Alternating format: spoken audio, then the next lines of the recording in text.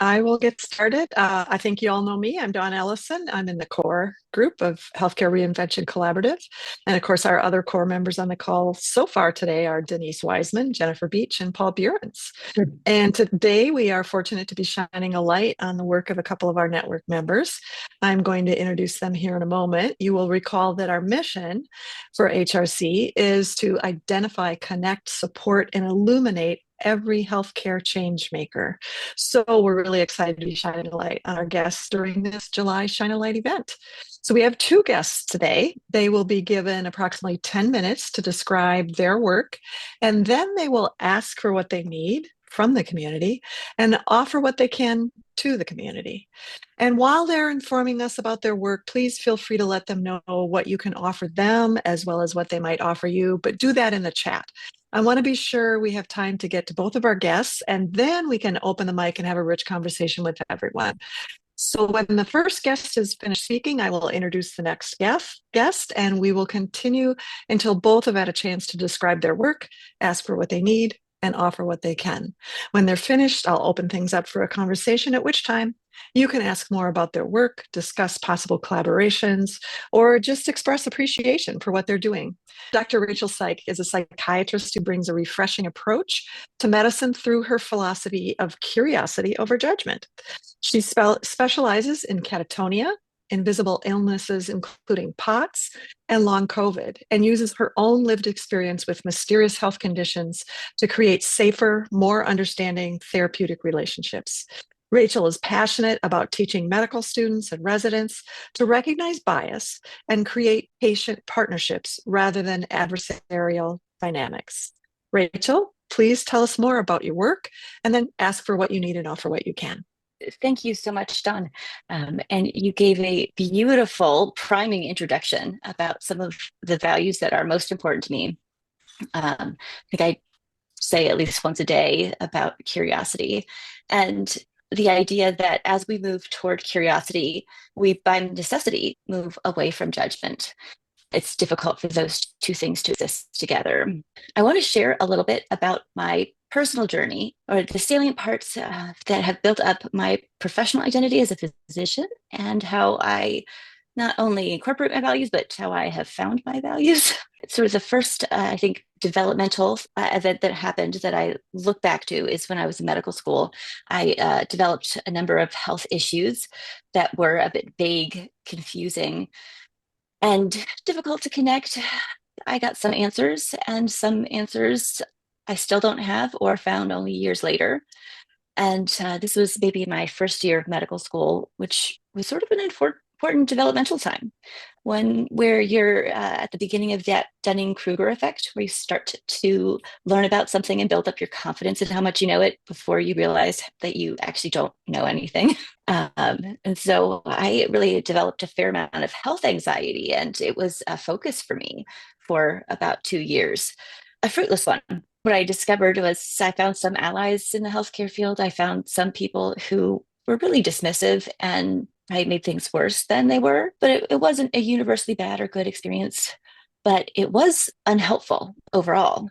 It didn't lead me to better functioning or relief from symptoms. It really just took up a lot of space. And I eventually came to a place where I decided I'm going to walk away from this. That for me, my health issues were not getting worse. They were fairly stable. They weren't getting better, but I had learned to live with them. So I decided to just turn my attention away. If things changed, I might look back, but I needed that space for other things in my life. And that was so profound, was making that shift. I couldn't tell you exactly how I came to that. But now as a psychiatrist, I do a lot of work trying to help other people make that shift for themselves. Sometimes we need attention on the things that are going on with our health. But sometimes it's really better to shift our attention away or only give it the attention that it needs. The other thing that I look back at as sort of a pivot point in my development in my identity as a physician was in residency when I realized how much bias I had towards patients, specifically who were receiving controlled substances. And came from a good place of being principled, of seeing the harm that that causes, in my first year residency, as many psychiatry residencies do, we had a lot of inpatient experience where you see kind of the worst of addiction and inappropriate prescribing and abuse of medication.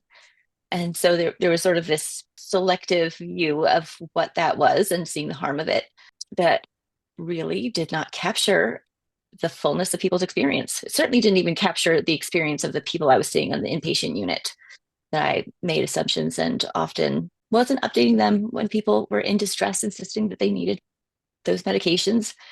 And I, with some kindness and some authority, thought, no, it's really not good for you. Even if that was right, that is not how I would look at it, talk about it, or think about it now. There was sort of a specific encounter in my second year of residency where I saw an outpatient who I read her chart, and I came into the appointment in my battle gear. I was ready for a fight. She was on benzos and opioids and in her early 60s. I was like, well, this is not going to work. And she was absolutely lovely. She heard all of my arguments and took them seriously and thoughtfully and was on board. And it made me realize, like, wow, I was ready for a fight. And in fact, I didn't find one really was the thing that brought my bias about it into consciousness. That leads me to the next phase, which I will call the psychological safety and authenticity phase of my development. I had some safe spaces to process that experience. I had a good group of co-residents. I felt supported by my program director, and we had weekly meetings. Me and my other co-residents that were facilitated usually by a social worker, where we were encouraged to talk about whatever was on our minds. And I had space in those meetings to talk about the mistakes that I made. And I didn't feel worried about being judged or being retaliated against and getting in trouble because of things that I did. And that was amazing. And I have come to understand that that is actually maybe not all that common to have that experience. Even people who do have similar groups, sometimes there's different drama and group dynamics that make that less of a therapeutic space. But I grew so much from those meetings of feeling safe to be great and safe to be flawed, just to be what I was and wherever I was with developing. And when I left that and I realized that not everywhere is that, then. So I have resolved to bring that with me anywhere that I can. That thing is psychological safety, which we could define as an environment where people feel free to question, to disagree, to speak, stand out, take risks, and fail without fear of retaliation or humiliation or judgment. And those environments are so, so essential. That is where creativity and innovation, connection comes from. And actually, the probably best and most sustainable version of productivity. It is harder work to create that than a culture of sort of fear and efficiency, and it's more fragile. One of the things, if you talk about psychological safety, that I think we need to discuss and you should know is that it is a force that flows downstream. Psychological safety needs to be established by whoever has more authority in the dynamic. And that might not be a person, it might be an entity or an organization. Rarely are relationships on equal footing. Even social relationships have dynamics. One person's extroverted, is a little bit more power, is asks for more. The other person people pleases more. But in healthcare, we have more stratified power disparities. We have a hierarchy, and we have physician-patient relationships, which are by necessity one-sided and have power on our side, and the power does not reside with the patient. There are some good reasons why that exists, but we have to keep that in mind, that as providers in the healthcare field, we must be the ones to create psychological safety if we're in a clinical role. And that means not judging and staying curious, because if I'm curious, it invites you to share.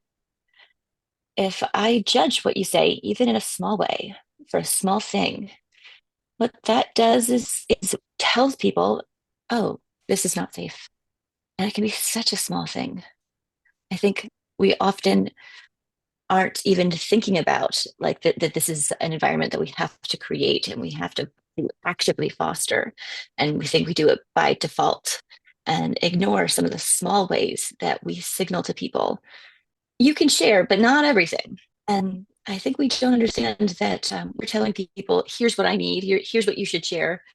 But if we have told them, you are limited in what you should share, some things are not welcome here. It's a human brain, which is designed to monitor and detect threat, will generalize that to nothing is safe to share here.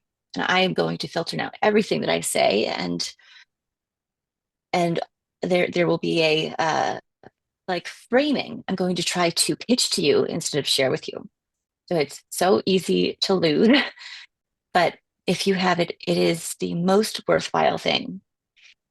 I have one more point I'd like to make about the psychological safety and how it has impacted my journey in my life. This happens on many levels.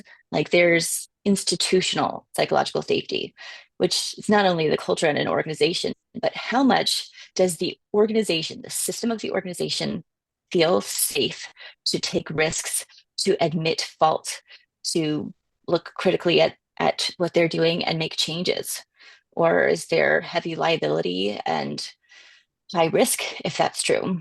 And then it happens in a power differential relationship, often with a supervisor to an employee or leadership to general employees in an academic setting, teachers and administrators to students. And then social interpersonal, where we have more equal footing relationships. And the last one is intrapersonal. We actually have a relationship with ourselves and one that is really essential to build psychological safety. I think that's the one we don't talk about and probably is the most important one. How safe are you to acknowledge your mistakes and failures, to question and to be unsure about yourself with yourself? I'd imagine probably not that much. It's actually maybe the common human condition that we don't create safety for that. We, in fact, are conditioned and wired to look at the threat of our own behavior and to lean into that. If I see the threat, I'll avoid the threat. And there are some interesting neuroscience reasons why that is actually a terrible strategy. It's much more effective if, for ourselves, we have a culture of, well, that sucks. That wasn't a great decision. That wasn't a good outcome, but I'm doing my best. I'll do better next time. I'll learn from this. And not, I'm the worst. Why do I do this? I have to stop. And I'd like to share how I was aware of this and how I've come to that. Because I didn't actually start off on a journey of trying to create psychological safety for myself. I really started off looking at this in my professional world, trying to create safety for my patients and to try to examine myself in the ways that I wasn't creating safety. And as I did that and I had a safe space that didn't penalize me, I stopped penalizing myself, that those things were just facts. And even though those facts weren't just fine because I looked at them that way, there sometimes are real consequences. There weren't extra consequences from guilt and shame that I imposed on myself.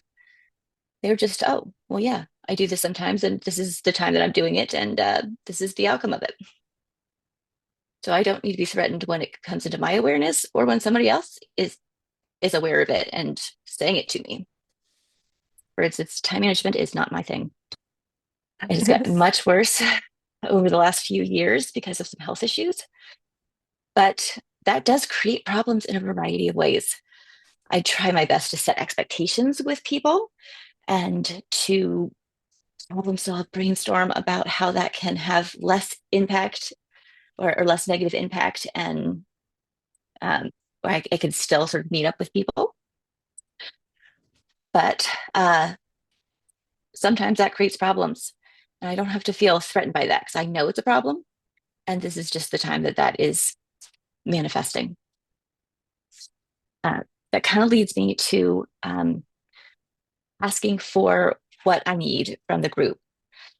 And I've thought a lot about this because the one area that I've struggled to establish safety in is in my anticipation of the professional world at large.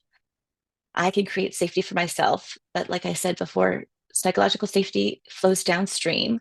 So when I'm in a hierarchy, I still need somebody to establish a safe environment for me to be in. Because even if I don't shame myself, the world can still retaliate against me.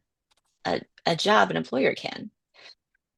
So I could use some help with guidance, mentorship, creative out of the box thinking, or connections and opportunities that somebody is aware of to help me craft a job and find an environment that fits me and my particular needs. I have not talked as much about my identity as a person with disability, but that is part of my identity. And I'm figuring out the best ways to accommodate my life for that. And I am trying to figure out where is the place where I can offer as much as I can, but also be supported in the ways that I need support. And not just everybody needs support, but I in particular need support that's tailored to me. I also like to share what I have to offer.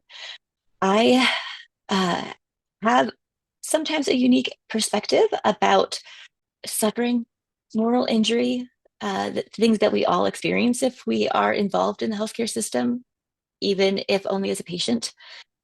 There's no touching this system without being burned a little bit. And I can be a very good confidant or sometimes challenger to help you think about the experience in different ways. I love to talk with people and process moral injury, which again is sort of a ubiquitous experience here. I've become familiar with the personal board of directors idea. I don't know if anybody's been exposed to that, but the idea that we all need sort of a social network that involves a panel of people with some specific different functions. One being we need somebody to challenge us, we need somebody to be a cheerleader, to support and encourage us. We need a connector who helps us to open doors and find opportunities and move forward. And we also need a confidant. And so I'm not a great connector, but I am quite a good challenger and confidant. So if anybody is looking for that particular place in their personal board of directors, I probably can help out with that and fill some of those gaps. Thank you, Rachel. It's you did a beautiful job helping us get to know you better. Thank you very much. Thank you. All right. And now Denise will bring up Jeff. Jeff Pearson is a speaker, author, and TV host who has undergone 7 brain surgeries due to hydrocephalus, a condition which he's lived with since he was 2 weeks old. He is the executive director of Hydro with Hope, a nonprofit providing resources for families affected by hydrocephalus, and hosts the TV show Invisible Condition on E360 TV, featuring individuals thriving despite invisible medical conditions. Through his work, Jeff spreads the message that life doesn't have to be perfect to be amazing, and that there is always hope. Jeff, please tell us more about your work. Thank you, Don. I appreciate it. And Denise, this is awesome. I'm so glad to be here. And I totally acknowledge that my being part of HRC is a little, I'm not even sure how I met you, Denise, but I'm so glad we did. But I'm like, where did I even get connected here? Because I am not in the healthcare world, but I talk to so many people that are connected to that world, whether it's, potential guests for my TV show or people that want to help with our nonprofit or people that with our speaking, if they want us to speak at their conference. It's just, I feel like I've been more of a referral partner than a participant. And so I hope that's okay. I don't want to open the floodgates and overwhelm you guys, but I'm just so excited that there's a place for all these people that I've been talking to over the last few years. So it's been awesome to have a place to introduce them to that is thinking the way they're thinking. So thank you for having this community and and uh, and growing it. I'm excited to see it just explode and be just huge and household name. So given that, I mean, yes, you're right. I was born with hydrocephalus, which for most, probably many of you in the community are very familiar with that condition. For those who aren't, they found a blockage in my brain at my 2-week checkup, which caused them to, they found it because they did the head measurement. It was a little too big. They did a CAT scan, said, blockage, hydrocephalus, brain surgery. So I've been dealing with this since I was 2 weeks old. I had my first brain surgery at 2 weeks old to get that shunt put in there. And of course, as you all know, those shunts have a kind of a ridiculous failure rate, despite all the research and development. So I've had 7 brain surgeries so far. 4 of those brain surgeries have been in the last 12 years. The last one was about 3.5 years ago. So it's been it's been a wild ride around here in the Pearson household for the last few years, and I applaud my family and my wife, my kids for being such amazing support and amazing troopers and being so flexible and adaptable, because that's what it takes. So that's part of the reason we were inspired to create our nonprofit, which is called Hydro with Hope. And our main mission with Hydro with Hope is to connect people with honestly, with me, I want to tell my story. I want to tell them that brain surgery is not the end. Brain surgery can be the beginning. It can be the beginning of something amazing. And like that quote that I can't remember where I found it, but life doesn't have to be perfect to be amazing. It can be, you can have an amazing life, even if you've had 15 surgeries, 7 of which are brain surgeries. It's a crazy life, but it can still be awesome. And so one of the resources that we offer for folks with hydrocephalus, and I want to get this resource in the hands of everybody with hydrocephalus in the country, eventually every hospital. I just want it out there. And that's our journal, which is right here. It's called My Hydro Warrior Story.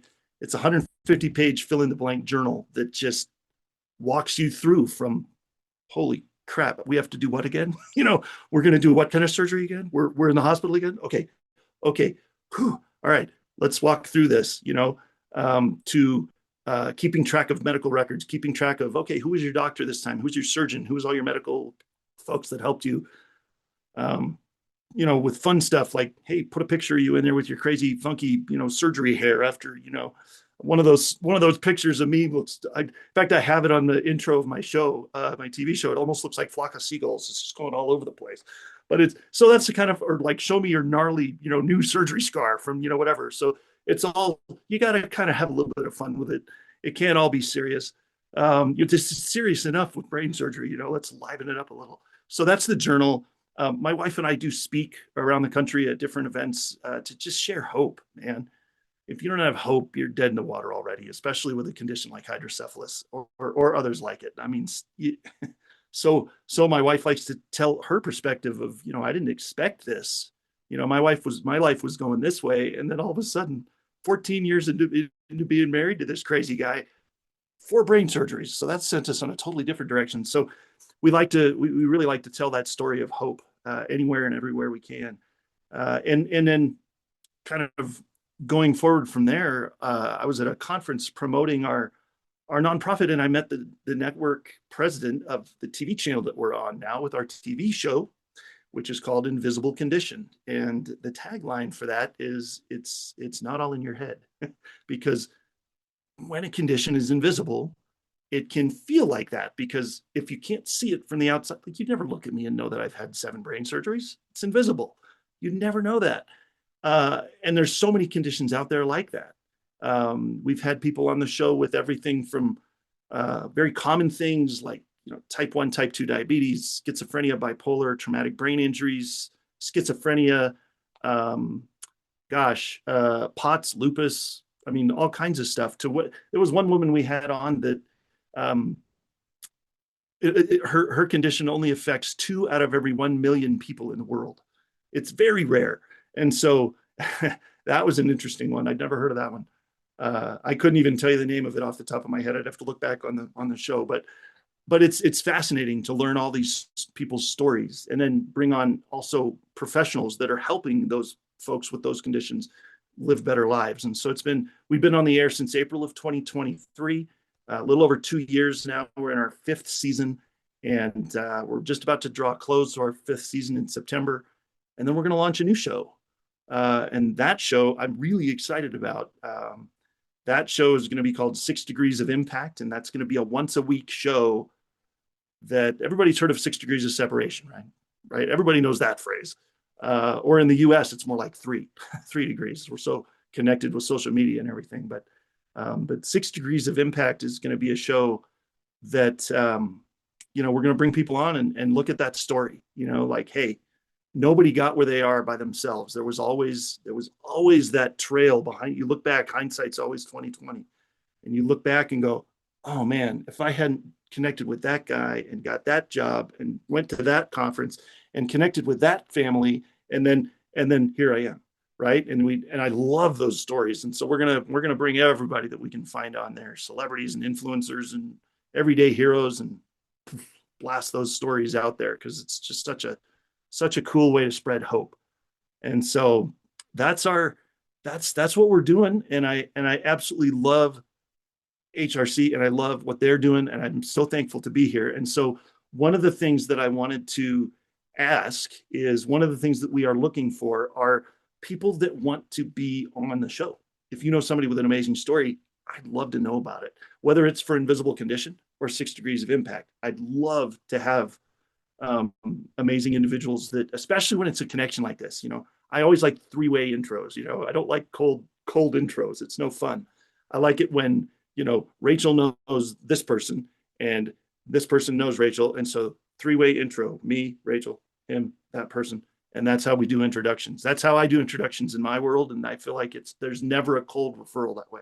So I would love to be introduced to anybody that you think would be a good guest or advertiser. We're always looking for people to spread the word about what they're doing on our TV show. And it's a great audience, huge audience that we could get you in front of. And what I want to give today is something that I created in the midst of creating this nonprofit. And it's a PDF download. It's a free download that we created a couple years ago. And it was in the throes of my last brain surgery in 2021, October of 21. And we were thinking, man, how can we, over the last 10, 12 years, we've had to kind of get creative. Yes, the medical world has been amazingly helpful. I mean, you can't chiropractic your way out of brain surgery for hydrocephalus. Sometimes you just gotta go to the hospital. In between those surgeries, though, when side effects pop up, when things happen that you don't know what to do with, you don't always get to run back to the hospital. You can't always go back there and ask them questions. So what do you do? And so we've gotten to be pretty good at those alternative resources. And so we created this download for that. And it's really basic stuff, really basic. But when you're in the throes of, oh my gosh, am I going to have surgery again? Sometimes your brain kind of falls out of your head and you don't think logically anymore. And you automatically rush to worst case scenario, and your body doesn't know what to do with that. And so these are super, super simple. For instance, we go from least invasive to most invasive on the thing, which is how I've kind of rolled for the last, 48 years on this planet. I don't want to go diving into the most invasive, most expensive thing if I don't have to. So, things like listen to your body. Your body better than anybody else. Drink more water. That's never a bad idea. Eat some food. Maybe you haven't eaten all day and you didn't even realize it because you've been busy, right? Those kind of things. I don't want to spoil the surprise. I want to leave some of them for you to find out when you get the download. But and it progressively goes towards a little more, medical route. But really, if you can avoid that ER, your pocketbook will thank you, and your stress part of your brain will thank you. So if you can take care of that naturally and a little more low stress, it's always better. So that's what our download is designed for. And it's called Jeff's Top 10 List for Staying Out of the ER. Because everybody wants to stay out of the ER if they can. Nobody loves that visit. So the only place to be that's worse than the ER is the OR. So let's stay out of both of them. So anyway, that is my story, and I'm sticking to it. That's all I got. Thank you so much for having me and for letting me tell my story. And yeah, what you said at the end there of my little bio that you read, which was awesome, by the way, thank you, is it's true. Life, that's what I like to leave people with, is life does not have to be perfect to be amazing.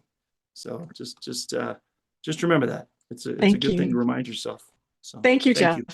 I always say nobody likes to go see me at work in the ER. All right. Thank you both, Rachel and Jeff. I really appreciate the work that you're both doing and that you're willing to share it with us today, with our HRC community. Now I want to welcome everyone to open your mic. If you would like to ask more questions about anyone's work, express appreciation for their work, or ask for what you need, offer what you can in order to start collaborations, let's just all have a conversation. What questions do you have, or what comments would you like to make? I just want to thank both. Just such amazing contribution. Rachel, you definitely speak from the heart. You speak from personal experience and that commitment to helping others, which I just love. And that radiates in every interaction with you. I appreciate that greatly. Thank you. And Jeff, you're really doing the same thing, right? Hydro with love and the invisible conditions.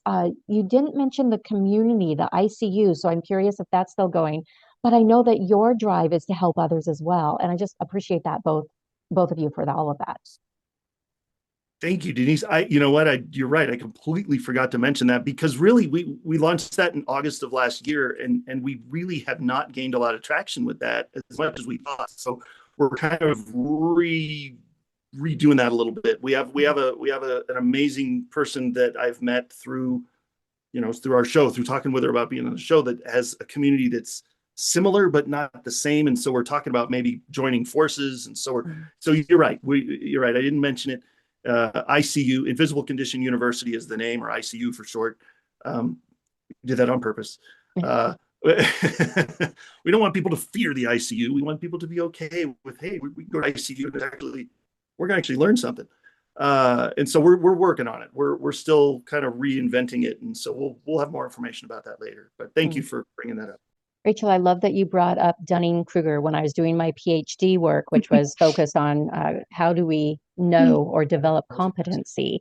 That, of course, I had never heard of it. So I did a deep dive, and I went squirrel very often in my doctoral work. And that was one route that I took pretty fiercely. So I appreciate you brought it up. I also found it through a squirrel tangent.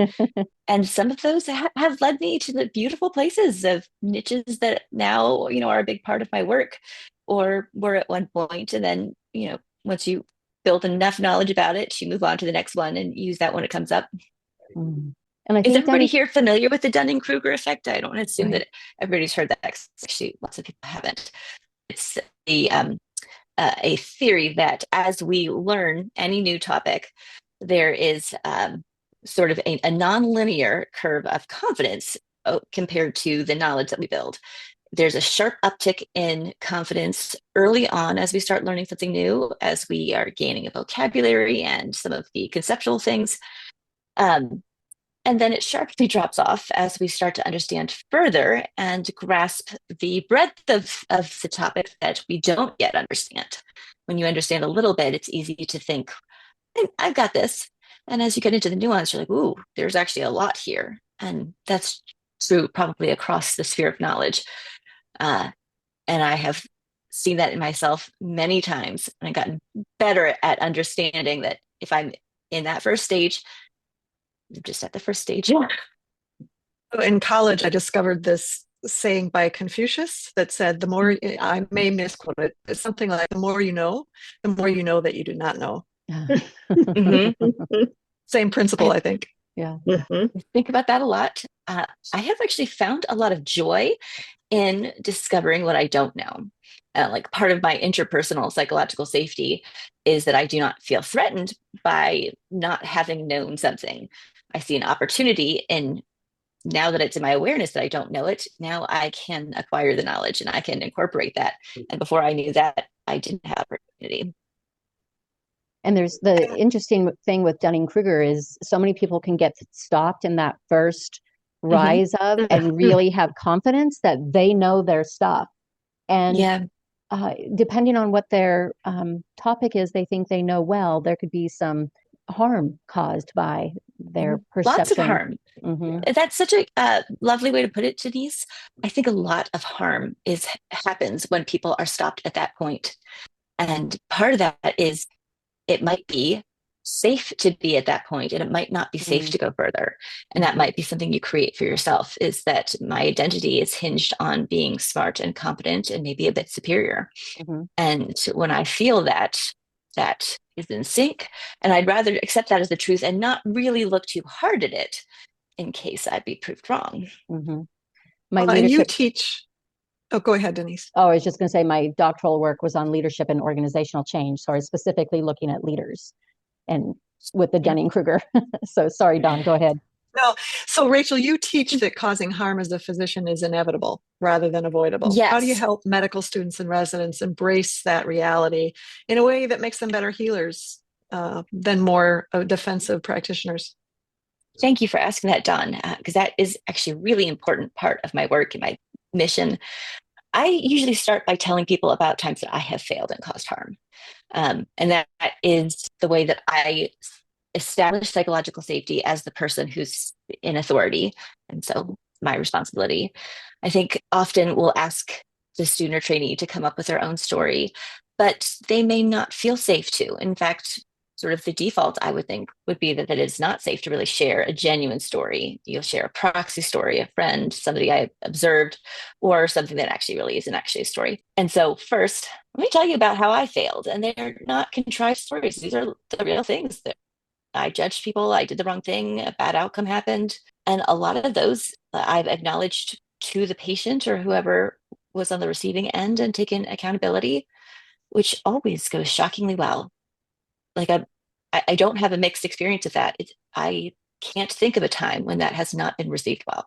Yeah, you're making it safe to be imperfect. Yeah, because we are.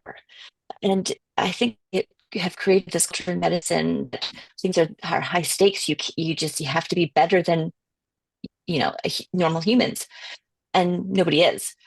And this like idea of an unachievable reality is really an unsafe one, because it actually isn't achievable, but we've told you that it is and made you strive for it. And when you inevitably fail, there's no protection from the institutions or to yourself for that failure. Last week, I met with two of my college roommates, both of whom are physicians, and out of the blue, both of them started to talk about the number of patients that they think they killed in their career. Oh, jeez. They each came up with 3. I actually came up with 0, but it isn't like I didn't make mistakes. I've only been sued twice. I have a partner, and when she told her friend she was dating a doctor, her friend said, they're all assholes. And I said, well, if you mean somebody who's trained intentionally to give everyone else orders and expect them to be fulfilled exactly on time and run everything themselves autonomously, yeah, that's us. Yeah. The theme and I got to out be of right all the time. We've been trained to be right all the time. And to only be right. Right. Which means that we have to decide to only be right and decide that we're wrong. We're not wrong. We're actually right. And one of my leads to a lot of harm. One of my partners had a previous career as a weatherman. And I asked him one time, why did you switch careers from a job where you can be wrong all the time and still do it to a job where you have to be right all the time? Man. Rachel, I think you and I talked about this on our call. I mean, we had such a good conversation. We got to do this. We got to do it again, because it was really, Yes. So I'm glad you put the link back in here, because I think I put the link back in there. So please grab another spot, lost on my we need tabs. to continue the conversation. But one of what you just said reminded me of somebody that I remember telling you about. But after the surgery, the revision I had in 2021, I had some crazy side effects and went to 2 different neurologists, and it was a stark contrast between the two. One of them talked to me for 10 minutes, thought they knew my entire life story, and prescribed me a medication, an antipsychotic that I ended up not needing. And I only took it for like a week or 2, and I was like, I'm done. I'm out. Never went back to that one again. And then I went back and was referred to the other one, which was amazing. And I went to him for several months, and he ended up saying at the end of, I don't know, 6 or 8 months of meeting him and trying, working through all these possible solutions, because I told him I didn't want to take, I didn't want to just get put on a medication for the rest of my life. I want to try and let's see if we can do this naturally.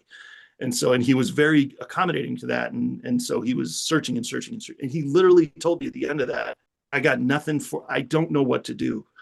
I cannot in good conscience keep seeing you because I'm out of ideas. If you ever come up with anything else that I can help you with, please reach out because I'd love to help you. But for this issue, I have no more answers for you. You got to go somewhere else because I can't keep taking your money. So it was an amazingly refreshing thing to hear from a medical professional because that's not always the norm. So, yeah. It was kind of cool. They're out there. One of the most validating experiences I had when I was in medical school going through, these health conditions was a fellow who said, well, something's going on with you. I don't know what it is, but something's going on. And, that didn't hold answers or anything tangible for me, but it really made me feel seen. I didn't care that he didn't know the answer. I cared that he believed my experience. And also, he did look into some things. He's interested in finding an answer. Jeff, what would you want more healthcare providers to understand about the patient with unseen illness experience? Let's see. I think the first thing, and let me just say this first. I have been so fortunate, so blessed to have so many amazing medical professionals surrounding me during all these years with all these surgeries. By the grace of God, I have had just amazing practitioners that have helped me. And I know that's not everybody's story. So I don't really have a lot of people that I'm like, man, he could have done that different. But I think what I would say is, and I know in this climate, everybody is so happy that it's so hard to recommend things that are outside of your scope. But really, just be open. Be open to the possibility that somebody might be feeling something that you can't see them feeling. Everybody is their expert in their own body. Rachel, you know you better than anybody. I know me better than anybody. No doctor can give a more complete synopsis of what you're feeling than you. And so if more medical professionals would kind of put themselves in the patient's shoes more often and realize that they know a lot, and I don't even want to think about the amount of education that goes into being a medical professional. But they don't know enough. They don't know everything about what's going on with me. They know that I'm the expert there. So if you would just, listen and just be really good at acknowledging that and sitting with them in that, and just letting them know that you hear them, instead. And I've not really had this experience, but I've heard from so many people that they've been dismissed so quickly. Especially with a condition that's not visible from the outside. It's so dismissive because people have so little time to spend with the patient. They're just, well, if I can't figure it out right away, or I don't know what to prescribe for it, I'm out. I can't help you. And they're just, I wish there was more time to, sit and just explore that and see what other, just listen to the person that's living with that problem a little more, to see if there's other solutions. I so agree with you, Jeff. And medicine is not at all friendly to that. In fact, it's quite hostile. Right.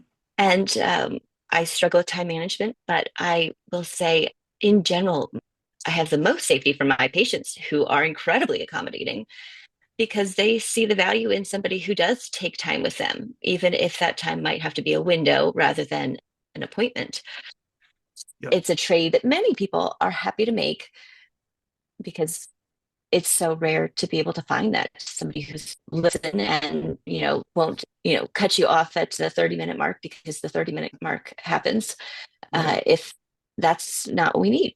Jennifer, good call, man. I saw your comment. Yeah, exactly. Like learning from other medical professionals. I mean, hopefully everybody that's in the medical world is there to help people, at the root of it. I mean, I know it's gotten a little convoluted over the last 50 years to do that sometimes, but at their heart, at the root of it, everybody wants to help. And so why not learn from others, why not learn from other? I mean, there's basic things that you could learn that that I'm sure would help. So that's awesome.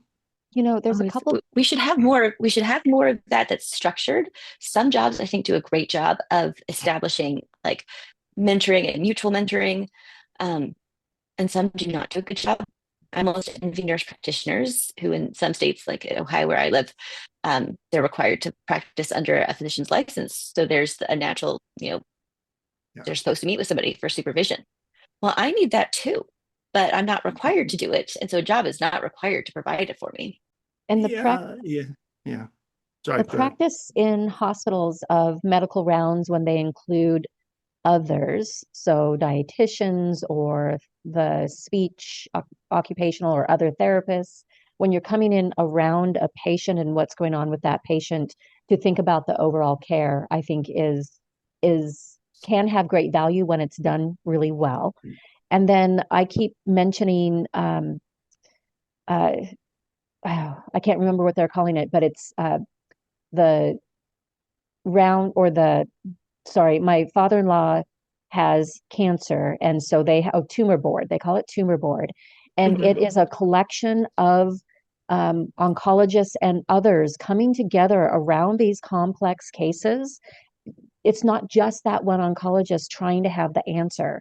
And I think those are elements of shining a light where we're saying you don't have to have the answer. We can come collectively together around the care for this unique patient. Yeah, it's almost like, I mean, doctors and surgeons and nurses and specialists and people in different specialties, good Lord, they go through a lot of school. And so they go through, a neurosurgeon goes through, I mean, I don't even want to think about how many years of school. My brother-in-law just completed his neurosurgery residency, which is 7 years long. Now just that part, in Rhode Island, just in a couple weeks ago. Now he's doing a 1-year fellowship, and then he'll be done. And so with all of those years, I mean, you're talking like 10, 15 years of education of and then you hit the floor as like on your first day, right? As like you're not in school, you're not in a residency, you're not. It's like that. And now I like to kind of say like now your education really starts, because like this is, you're on your own now, buddy, and so this is, it's pretty cool though. It's so take it as that open book, it's like, I still want to learn because you can learn a lot, You guys are provoking me to give you a small rant. Because I practiced my whole career as a primary care physician in a group, and group practicing primary care docs do this absolutely naturally all day long. But the specialists don't, and a lot of them. Some of them do, but not very many. And the biggest rant is about the fact that they don't talk to each other. The specialists with complicated patients never, ever ask the primary care doctors what they've known for the last 20 or 30 years knowing somebody. I got contacted in 39 years no more than 3 times by a specialist to ask me about a primary care problem. 3 times in 39 years is really very good. No. Yep. And I witnessed that many times. I was asked to evaluate communication for a cardiothoracic surgery department, and they had one of their powwows where everybody's supposedly at the table, but who was missing was the primary care doc that knew this child the best, right? And they had questions that person could have answered in terms of functionality, but they weren't there, parents weren't there, but anyway, I have to stop because this is so fabulous. I hate to stop, but I need to thank you all so much for joining us today for this event. Thank you, Jeff. Thank you, Rachel, especially. This is how we plant the seeds for radical collaboration. This is how we do it. But before we go, there are a couple of announcements. If you would like to connect with any of our guests or anyone else on the call, reach out on the HRC platform. We encourage you to take advantage of the growing community that we have there. And for those of you, if there is anyone that's considering joining us, there is a 2-week free trial